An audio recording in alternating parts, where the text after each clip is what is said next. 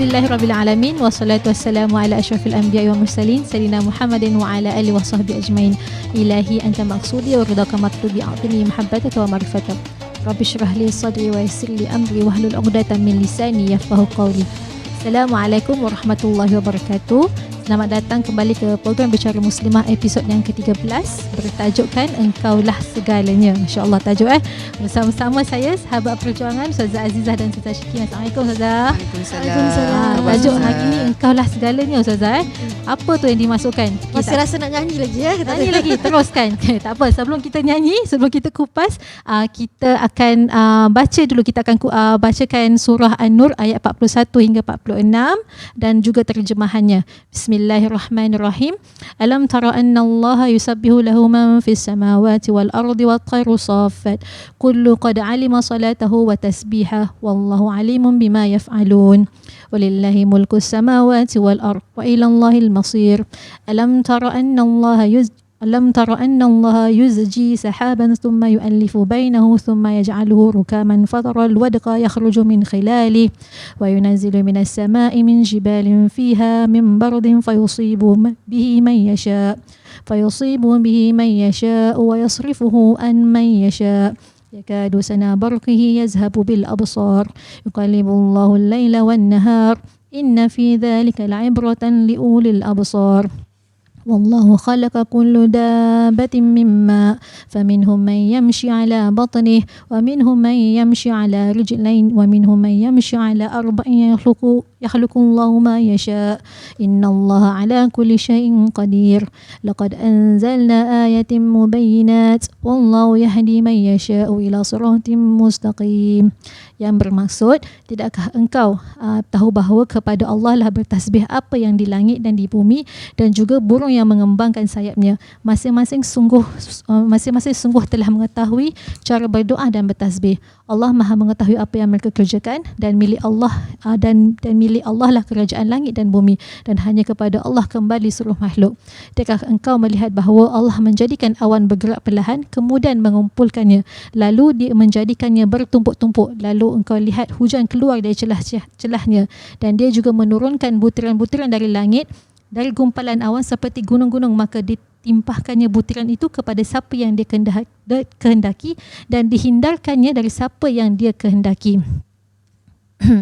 Kilauan kilatnya hampir-hampir menghilangkan penglihatan. Allah mempergantikan malam dan siang. Sungguh pada yang demikian itu pasti terdapat pelajaran bagi orang yang mempunyai penglihatan yang tajam. Dan Allah menciptakan semua jenis haiwan dan air, maka sebahagian ada yang berjalan di atas perutnya dan sebahagian berjalan dengan 2 kaki, sedang sebahagian yang lain berjalan dengan 4 kaki. Allah menciptakan apa yang dikehendaki. Sungguh Allah Maha Kuasa atas segala sesuatu. Sungguh kami telah menurunkan ayat-ayat yang memberi penjelasan dan Allah memberi petunjuk siapa yang dikehendaki ke jalan yang lurus. Masya Allah, ayat yang panjang sebenarnya, agak semput membaca ya.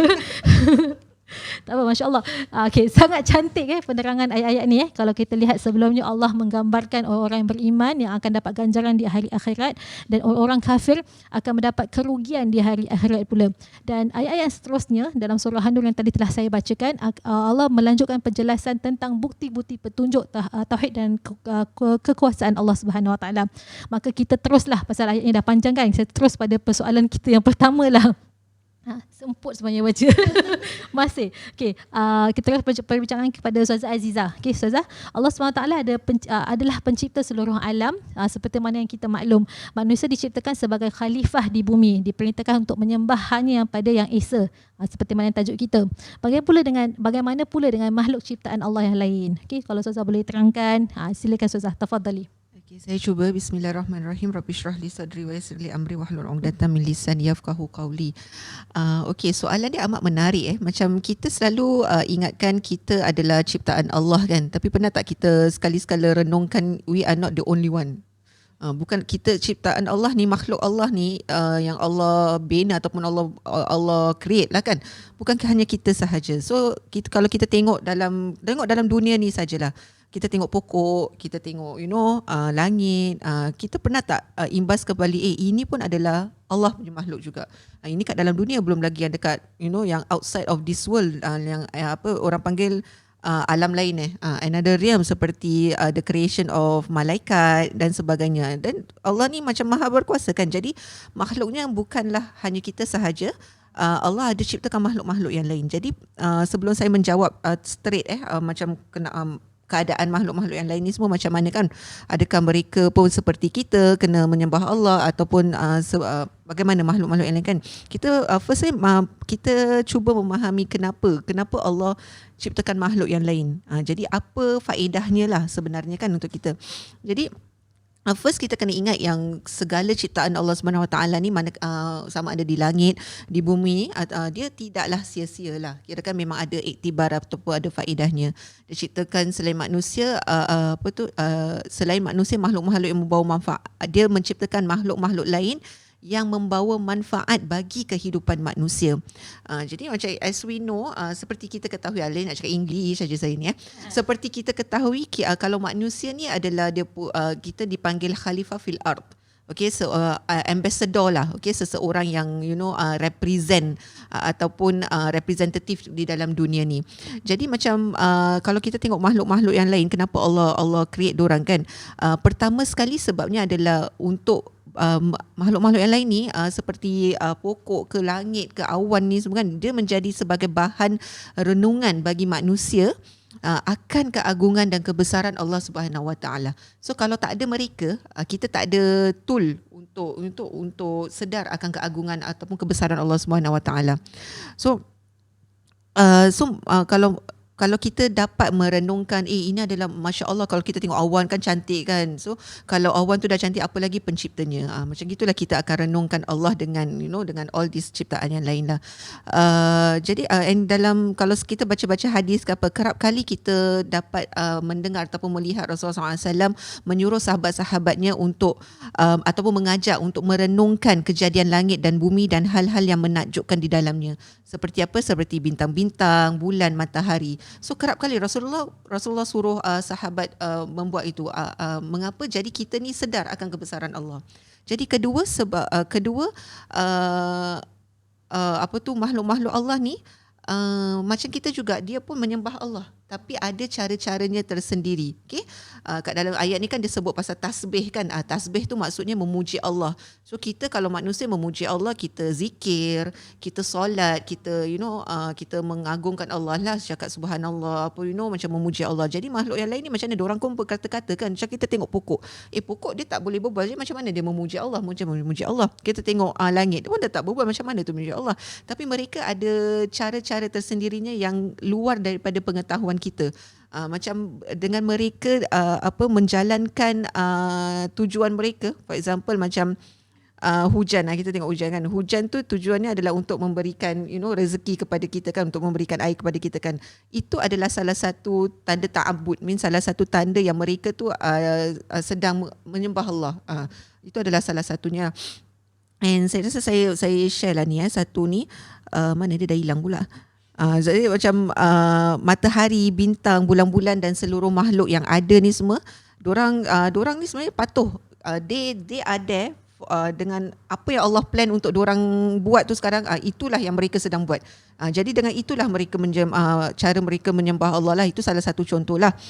So macam ada juga cerita tentang Nabi Muhammad SAW. Dia pernah mendengar batu dia ada buat bunyi kerikil di bawah tapak kakinya. So itu saya tak ingat the exact hadis lah, tapi itu menandakan yang batu tu sebenarnya tengah bertasbih dengan Allah.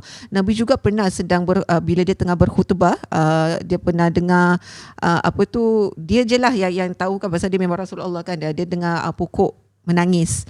Kerana itu pokok menangis lah. So macam itu pun adalah cara, bukan maksud cara menyembah tu dengan menangis, tapi mereka ada cara tersendiri untuk mereka berkomunikate dengan Allah Subhanahu Wa Taala. Dan terakhir sekali, ciptaan makhluk-makhluk yang lain, faedahnya kepada manusia adalah untuk kita, adalah nikmat untuk manusia. Apa maksudnya? Rabbana ma khalaqta hadza batila. Allah ni dia tak menciptakan ni semua dengan sia-sia. Bila kita nikmatlah, macam kalau kita tengok hujan adalah untuk kita akhirnya menjadi air untuk kita menampung kehausan kita. Allah menciptakan tumbuh-tumbuhan akhirnya untuk menjadi makanan untuk kita kan. Jadi itulah keadaan makhluk-makhluk Allah, makhluk Allah yang lain lah, mereka pun ada menyembah Allah tapi dengan cara tersendirinya. Itulah jawapan saya. Masya Allah Ustaz, terima kasih atas penerangannya. Dia macam gini tau, dia macam setiap apa yang Allah SWT jadikan tu ada penyebab dia, dan daripada bila Allah dah jadikan, kita mesti akan beri kembali kepada Allah. Kita kena give back pada Allah SWT. Sama juga pada makhluk-makhluk yang lain. Tapi kalau kita bayangkan kalau makhluk lain pun boleh bercakap, takut ini sebab tu biarlah manusia je yang boleh bercakap. Kalau kita tengah solat sekali kat belakang pun pokok-pokok kata Allahu Akbar, seram kan? Jadi tapi bukan nak mengatakan yang mereka tidak bertasbih kepada Allah Subhanahu Wa Taala, tapi mereka pun bersama-sama tasbih dengan keistimewaan mereka masing-masing. Tu pada saya tu ajib lah. Jadi kita kena macam renung-renungkan kembali. Okay, terus kepada kepada soalan yang seterusnya. Okay, dalam ayat ni, dalam surah An-Nur ni banyak diulang-ulang tentang keesaan Allah. Kalau kita tengok tadi ada pasal langit dah, ada pasal hujan dan sebagainya, ada pasal binatang dan sebagainya. Okay, kalau Ustazah Syikin boleh jelaskan apa bukti keesaan Allah yang disebut dalam ayat ini. Ustazah, tafadhali Ustazah. Bismillahirrahmanirrahim. Terima kasih Ustazah Latifah. InsyaAllah saya cuba ya. Bismillahirrahmanirrahim. Rabbi zidni ilman wa razaqni fahman. Okey, kalau kita lihat, saya tadi kan bila sebab depan kalau untuk bagi maklumat tuan-tuan dan puan-puan yang sedang menyaksikan, depan kita di luar ni tingkap ada banyak pokok. So bila Ustazah Azizah berbual pasal pokok kan, saya teringat, saya suka dengar kepada mantan mufti kita, Ustaz Al-Fadhil Ustaz Fatris. Ustaz Fatris dia sangat puitis. So saya baru dengar hari tu lah episod-episod yang lama-lama pada kuliah tafsir kan. Dia cerita pasal saya tak ingat lah dia punya puitis dia kan mengenai pokok. Kira dia cerita lah satu hari tu dia tengah nak baca buku untuk prepare malam kuliah. Saya duduk tepi, lepas tu dengan angin, saya tak ingat lah, dengan angin, kira macam angin tu bila pokok kena angin kan ada bunyi dia. So angin tu pokok bunyi. So dia kira Ustaz Fatih cakap lah, kira macam dia dengar macam sedap je dengar bila angin tu langgar pokok. Lepas tu umpama pokok tu sedang bertasbih dan sebagainya. Saya boleh dengar tu macam Masya Allah, ni orang-orang ulama lah. Ulama ni ada, kalau bila tengok pokok, saya tengok pokok, tengok aja daripada tadi tengok pokok tu goyang sana goyang sini kan. Tapi bila para ulama ni kita boleh melihat keesaan Allah. So saya teringat kembali pada episod kita yang lepas di mana kita menceritakan tentang cahaya. Cahaya Allah tu adalah antara cahaya. Bila cahaya Allah tu bersatu dengan cahaya yang ada dalam diri kita ni, kita akan mampu melihat. So saya kira kita nak sampai level tu pun masih jauh lagi. So bila kita mampu melihat ciptaan Allah dengan penuh rasa keagungan terhadap Allah SWT, itu adalah satu nikmat yang belum semua mampu kecapi lagi. Perlu banyak belajar, perlu banyak membaca, perlu banyak mendekatkan diri dengan Allah. Barulah kita boleh nampak. Saya tengok pokok biasa je, tapi Ustaz Fazil tengok pokok ada di sebaliknya kan. So macam jauh lagi lah level tu. Jadi kalau kita tengok pada ayat-ayat ni kan, Masya Allah, Allah menceritakan tentang keesaan Allah, tentang keagungan Allah SWT. So dekat dalam sini ada beberapa bukti. Kira kalau kita boleh lihat, kita tahu sedangkan dalam surah Al-Fatihah pun Allah dah cakap Allah tu adalah Tuhan sekalian alam. So Allah adalah ini adalah kira Allah ni pemilik segala kerajaan. Kira Allah tu King of the King. King tu pun tak besar mana lah. King tu pun hamba Allah. So jadi Allah ni adalah pemilik segala-galanya yang ada di dalam bukan hanya di muka bumi ini, tapi di seluruh alam. Bukan hanya di alam ini, tapi di seluruh alam. Masya Allah. Jadi Allah ni yang berkuasa, yang mampu mengawal segala-galanya. So kalau kita tengok dalam ayat ni, Allah mulakan dengan tentang awan. Kalau kita tengok awan ni adalah satu, saya baru tahu. Saya tak belajar sains lah dulu. Saya baru tahu yang awan ni sebenarnya berat tu susah. Berat sangat. Wallahualam, ini saya tengok dekat ni lah. Saya tengok ada Quran dan sains dan sebagainya. Allah ni berat lah. Sebab kalau kita tahu daripada awan turunnya hujan kan. So kalau kita letak air kat dalam baldi nak angkat pun berat juga, betul lah. So apatah lagi awan yang mana mengandungi air hujan yang turunnya. Kadang-kadang hujan bukan je 5 minit je saya. Hujan lama. Ada yang sampai banjir.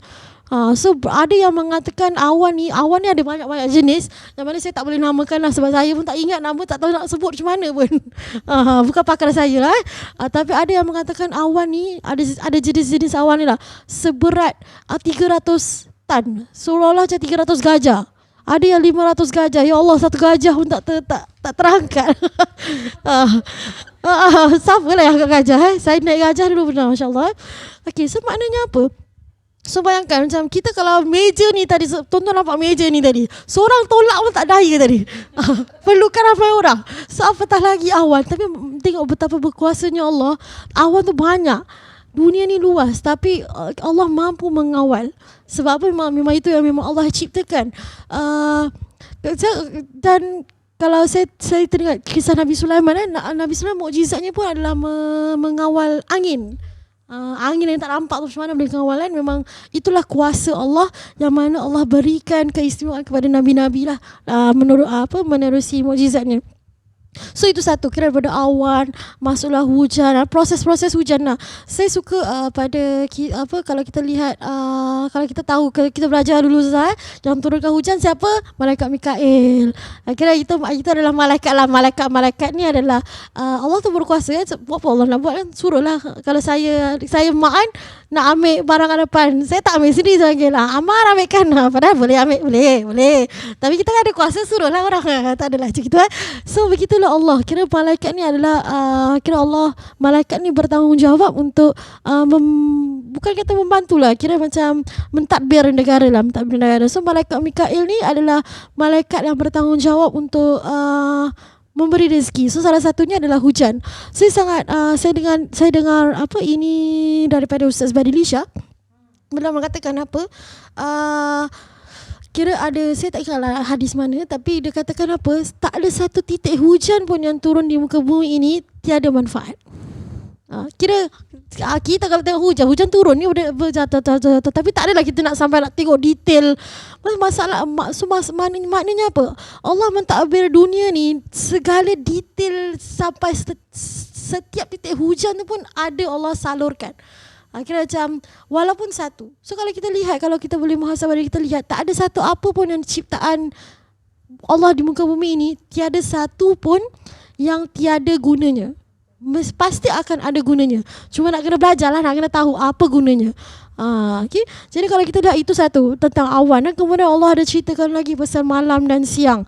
Allah ciptakan malam dan siang. Kalau kita lihat dekat surah Yunus, Allah cakap apa? Allah cakap Allah lah yang menjadikan malam bagi kamu supaya kamu beristirahat padanya, dan menjadikan siang terang menerang supaya kamu mencari kurnia Allah. Sesungguhnya pada yang demikian itu terdapat tanda-tanda kekuasaan Allah bagi orang-orang yang mendengar. Sebab siang hari tak untuk bekerja, cari kurnia Allah, cari nikmat Allah. Malam untuk beristirahat padanya. Bukan tidur semata-mata, tetapi beristirahat padanya. Makna beristirahat boleh kita ambil solat lah, tapi bukan solat sepanjang malam, tak cukup rehat pula kan. Sebab tu orang kata betapa besarnya pahala solat sunat 2 rakaat, itu solat sunat tahajud lah.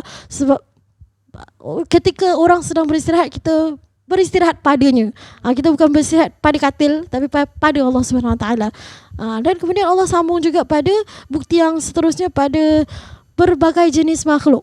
Ada yang, contoh kita ambil binatang je lah, tu haiwan. Ada yang 2 kaki, ada yang 3 kaki, 4 kaki. Tak tahu ada 3 kaki tak, sekati je. Okay, so maknanya ada berbagai-bagai lah. Ada bukan semua binatang tu 2 kaki, semua binatang tu 4 kaki.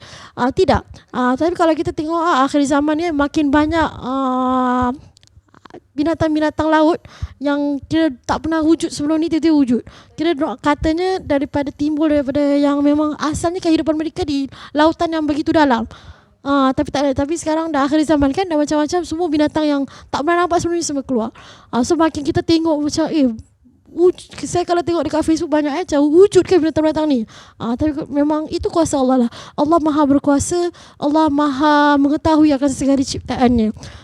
So itulah sedikit sebanyak keesaan Allah yang Allah ceritakan, betapa indahnya lah kekuasaan Allah yang Allah ceritakan dalam ayat-ayat ni.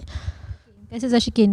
Macam kita nampak sebenarnya kalau kita nak tunjukkan bukti keesaan Allah SWT itu banyak sebenarnya. Tapi Allah bagi yang paling simple, yang ada yang dekat pada diri kita, seperti awan, seperti hujan, seperti pokok siang dan malam. Kerana benda ni kita tengah hadapinya tiap-tiap hari kan. Jadi kita nak, kadang orang nampakkan benda ni sebagai benda yang bersahaja, tapi walhal benda-benda seperti pokok dia akan memberikan oksigen pada diri kita. Ini baru belajar daripada anak sendiri kan, dia bagi oksigen pada kita, jadi kita akan menghirupkan oksigen tu dan sebagainya. Maknanya setiap tu ada manfaatnya. Jadi sama juga dengan apa yang saya nak jelaskan kat sini, bila Allah dah bagi manfaat, Allah dah bagi segala benda yang yang Allah jadikan kat dunia ni, kita perlu give back pada Allah Subhanahu Wa Taala. Macam tadi kan kita dah terangkan pasal makhluk pun bertasbih, tapi kita at the same time kita pun perlu tahu yang bahawa kita haruslah bersyukur kepada Allah Subhanahu Wa Taala. Macam kita bagi orang hadiah, kalau kita bagi orang hadiah, kalau kita memang suka bagi hadiah, kita bagi orang tu, orang kita selalu kalau kita nampak anak-anak kita bagi, kita cakap dengan orang, kita cakap anak kita, what must you say thank you. So kerana apa, bila kita nak to say lah macam orang dah bagi tu, jadi penerima yang pemberi tu akan rasa happy tau. Oh, they say thank you to me because English pula berbual thank you to me. Kata kerana kita nak berasa bersyukur dengan apa yang orang boleh bagi pada kita. Sama juga dengan Allah Subhanahu Wa Taala. Sebab tu kita kena continue rasa bersyukur pada Allah Subhanahu Wa Taala setiap apa yang Allah telah jadikan kepada kita. So ada banyak tau, kalau saya boleh detailkan kita bagaimana kita nak tunjukkan rasa bersyukur pada Allah. Salah satunya lah tadi bertasbih. Tapi ada, kalau saya boleh kategorikan benda ni dalam 4 komponen. Pertama, mensyukuri dengan menggunakan hati. Maknanya kita kena yakin bahawa Allah telah menjadikan kita ni semua ni adalah untuk keselesaan hamba-Nya. Jadi bila kita bersyukuri Allah, maknanya kita yakin ini Allah yang menjadikannya, maknanya kita perlu menjaganya. Dan kita perlu at the same time kita perlu mensyukuri dengan lisan. Kita kena ucap alhamdulillah, kita kena zikir, kita kena memuji-muji Allah. Kita jangan sombong dengan Allah sampai kita tak nak sebutkan subhanallah, kita sebutkan masya-Allah. Sebab tu bila hujan, kalau lebih banyak kita ajarkan anak-anak kita baca Allahumma shayyiban nafi'an, kerana itu adalah nikmat yang kita nak bersyukur, nak tunjukkan rasa syukur kepada Allah SWT, nikmat yang Allah berikan kepada kita. At the same time juga kita mensyukuri dengan anggota badan kita. Perlunya kita jaga kesihatan dan elakkan anggota kita ni daripada melakukan kejahatan. Okay, masuk kat sini lah. Inilah pasal Allah dah bagi kita nikmat sihat. Allah dah bagi kita nikmat completenya kita ni, apa yang Allah jadikan ni, kita perlu menjaganya dengan baik. Dengan at the same time kita perlu mensyukuri dengan amal perbuatan. Ini cara-cara kita nak mensyukuri dengan Allah Subhanahu Wa Taala. Allah tak minta banyak, Allah kata syukur dan buatlah yang baik kepada Allah Subhanahu Wa Taala. Itu yang kalau saya boleh terangkan ataupun saya boleh lanjutkan dengan kita punya perbincangan seterusnya. Pasal kita ada lagi few soalan nak terangkan ni. Sayang kalau kita tak touch on it lah. Dalam ayat ni juga Ustazah Azizah, saya terus pada Ustazah Azizah dalam ayat ni juga Allah ada sebut liulil absar. Okay, liulil absar. Apa tu maksud liulil absar, Ustazah? Okey, bismillah. Ulil absar ni maknanya dia apa di dalam, kalau kita tengok dalam tafsirnya, dia cakap sesungguhnya yang demikian mengandungi pelajaran yang mendatangkan iktibar. Tapi kepada siapa yang didatangkan iktibar ni? Kepada orang-orang yang celik mata, hatinya berfikir. Jadi iktibar Allah ni segala, macam kan tadi kan Ustazah Syikin cakapkan pasal details segala apa yang Allah jadikan ni, semua tu ada detailsnya, ada salurannya for every detail. Jadi macam segala iktibar ni, orang yang hatinya berfikir je dia boleh nampak. Jadi kita selalu dengarkan orang, tak tahulah ni, dulu saya pernah dengar lah di statement yang menyatakan ignorance is a bliss. Tapi sebenarnya ignorance is not a bliss. Kalau kita ignore segala benda tu, kita tak akan nampak faedahnya, tak akan nampak iktibarnya. So macam itu baru tadi yang Ustazah Syikin jelaskan tu, macam contoh awan, contoh hujan tu, itu bagus tau. Kalau kita macam kita duduk, kita renungkan segalanya. Renungkan ni kan, ada kadang-kadang orang salah faham renungkan ni, dia ingatkan kita macam okay, duduk tenung and that's it. No, sebenarnya renungan ni, bila kita betul-betul renungan khususan dengan niat untuk kita mendekati Allah ataupun kita mencari sesuatu kebenaran, dia akan datang manfaatlah kepada kita lah. Jadi kita kena berusaha lah untuk menjadi orang-orang yang berfikir dengan hati. Bukan sahaja orang-orang yang celik mata tapi hatinya tak celik. Jadi kalau kita tergolong orang-orang gitu, kita adalah orang-orang yang rugilah. Kita tinggal kat sini, Allah menjadikan kita ambassador, Allah menjadikan kita khalifah, tapi kita tak dapat manfaatnya. Seandainya kita duduk di dalam dunia ni tapi kita cari iktibarnya, cari segala fungsi yang ada di dalam ni, segala nikmat, segala apa yang ada ni, barulah kita akan menjadi orang yang tidak rugilah, orang yang mengetahui kebenaran. So in order for us to get to the kebenaran, kita kena menjadi orang yang nak mencari kebenaran. Tak boleh jadi orang yang yang duduk tu, duduk je lah. Itu yang dimaksudkan dengan apa ni, dengan ulil absar lah. Itulah. Ustazah, terima kasih lah. Maknanya kita reflection is very important dalam kita ni daily life. Jadi pasal baru kita dapat tahu bahawa inilah kejadian Allah Subhanahu Wa Taala untuk kita menghayati dan kita renungkan sebagai muhasabah dalam diri kita sendiri. Okey, Ustazah Shikin, sikit sahaja tambah. Allah Subhanahu Wa Taala menyatakan kat sinilah cahaya petunjuk diberikan kepada yang dikehendaki. Kenapa Allah sebutkan macam gitu? Apa yang Allah maksudkan sebenarnya? Bismillahirrahmanirrahim. Masya Allah. Allah akhiri, Allah selepas Allah, kalau kita lihat Allah dah start dengan makhluk-makhluk lain bertasbih. Lepas tu Allah sambung pula ayat-ayat dengan keesaan Allah, keagungan Allah. Dan Allah akhiri ayat-ayat ini dengan penutupnya. Apa yang Allah cakap dekat penutupnya, Allah cakap, saya bacakan sikit. Okay. Dan Allah memberi petunjuk siapa yang Dia kehendaki ke jalan yang lurus.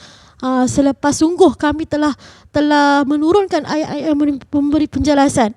Maknanya Allah dah terangkan, Allah dah bagi tahu yang Allah ni maha berkuasa. Lihatlah awan, lihatlah makhluk-makhluk ni, mana ada manusia yang mampu mencipta seperti mana yang Allah menciptakan. Jadi Allah akhiri dengan apa? Petunjuk ni bagi siapa yang dikehendakinya. Tapi adakah kita ni, macam mana kita nak tahu kita ni dikehendaki ke tidak? Tak ada orang tahu. Qada dan qadar memang tiada siapa yang tahu. Tetapi kita kena berusaha untuk kita ni terpilih menjadi orang yang dikehendaki Allah untuk menerima cahaya tersebut, menerima petunjuk tersebut. Sebab apa? Macam tadi lah, kita dah episod lepas, episod hari ni kita cakap kita takkan mampu melihat sesuatu sekiranya tiada cahaya tersebut. Jadi kita nak kena usaha macam mana usaha? Kita kena basic nak kena ada lah. Basic apa? Solat 5 waktu. Dan lepas tu kalau dah mampu solat 5 waktu, tambah solat sunat ataupun dah boleh tambah solat jemaah. Dan kita kena ada, kita ni sebagai orang Islam, kita tak boleh stagnan je. Tak boleh macam, tak apalah aku kan dah solat 5 waktu dah lah. Tak payah boleh, tak kata tak boleh, tapi kita kan nak menjadi seorang yang lebih disayangi Allah. Kita kalau ada pasangan pun gitu kan, kita takkanlah hari-hari buat benda yang sama. Kita mesti nak macam nak makin lama mesti nak semakin sayang. Tu bagi hadiah lah, bagi itulah kan, mesti gitulah kan. Begitu jugalah kalau dengan suami dengan isteri begitu, dengan anak begitu, apatah lagi dengan Maha yang berkuasa, dengan pencipta kita. Wallahu a'lam bishawab. Masya Allah, kalau kita tengok pada topik ni, sebenarnya kita nak cakap pasal keesaan Allah ni terlampau besar sangat. Tadi kita dah cakap pasal kita nak membuktikan kita kena berasa bersyukur dan sebagainya. Saya rasa in overall kita sebagai seorang hamba ni, kita jangan lupa dan kita jangan sombong pada Allah Subhanahu Wa Taala. Pasal saya kerap kali mendengar ceramah bila kata yang kita sebagai manusia ni kadang-kadang kita sombong. Kerana kita selepas solat tu kita tak berdoa. Kita selalu berdoakan kepada diri kita tapi kita tak berterima kasih kepada Allah Subhanahu Wa Taala. Sebab tu Allah dah letakkan kita kena solat 5 waktu sehari ni. Jadi kita untuk tunjukkan kita punya rasa bersyukur kepada Allah SWT, sampaikan begitu sekali. Kan kadang-kadang kita patutlah, kalau misalnya Allah dah jadikan begini, kita patut dengan mudahnya kita bertasbih pada Allah SWT. Tapi tetap Allah bagi peringatan. Sebab tu kita kena come together. Kita kena come together, kena ingatkan each other yang bahawasanya apa yang ada di dunia ni adalah sementara, adalah pinjaman daripada Allah Subhanahu Wa Taala, dan kita perlu jaganya dan kita perlu macam menyumbang balik kepada Allah Subhanahu Wa Taala. Kalau saya boleh ingat dalam satu kelas ke apa yang saya belajar sebenarnya, ada kita ni sebagai manusia, sebagai orang Islam kan, kita nak solat kan, kita kan bersujud kan. Kita kan bersujud, everybody bila sujud tu akan keluarkan energi. Okay, akan keluar energi, jadi dunia tu akan berputar. Jadi sebab tu maknanya kita untuk dunia ni akan terus berputar, untuk kita terus macam to show, pada saya lah macam ni kalau kita terus selalunya bersujud, dunia tu akan berputar. Itu adalah salah satu tanda kita bersyukur kepada Allah Subhanahu Wa Taala ataupun say thanks kepada Allah Subhanahu Wa Taala. Itulah yang nak kita sampaikan kat sini, bahawasanya kalau kita nak kalau orang tanya apalah lagi keihsanan Allah Subhanahu Wa Taala, kita suruh dia tengok je lah sekeliling kita. Itu je yang kita kena jaga. Sebab tu saya suka kalau kat Singapore ni kata keep our environment clean. Kalau tak kena clean, kena saman. Padahal dalam Islam dah letak dah, maknanya kita perlu jaga kerana kita lah khalifah fil ard. Itulah topik kita pada kali ini, yang untuk membuktikan yang engkau lah yang esa, maknanya Allah lah yang satu yang menjadikan segala-galanya. Sebab kita sebagai umat perlulah bersyukur dan membuktikan kita punya syukur tu kepada Allah Subhanahu Wa Taala. Itu sahaja episod Bicara Muslimah kali ini. Semoganya bermanfaat. InsyaAllah kita akan berjumpa lagi pada episod yang akan datang dengan topik-topik yang lebih hangat. Kita adalah insyaAllah. Assalamualaikum warahmatullahi wabarakatuh.